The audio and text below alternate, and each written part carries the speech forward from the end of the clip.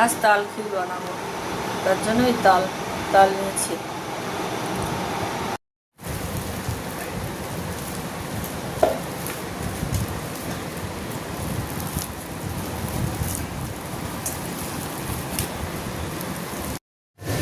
তাল মাখা হয়ে গেছে, এবার বসিয়ে দিলাম।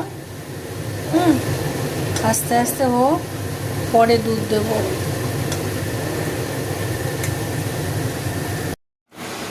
দুধ দিয়েছি, দেখাতে ভুলে গেছি, দুধ দিয়ে জ্বালাচ্ছি।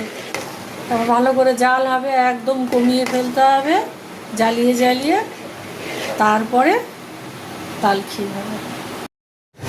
তাল ক্ষীর প্রায় হয়ে গেছে, আরও একটু জ্বালাতে হবে। দেখেছো, এতটা ছিল, জ্বালিয়ে জ্বালিয়ে কত কম করে ফেলেছি। এটা হচ্ছে তাল ক্ষীর, কমপ্লিট হয়ে গেছে।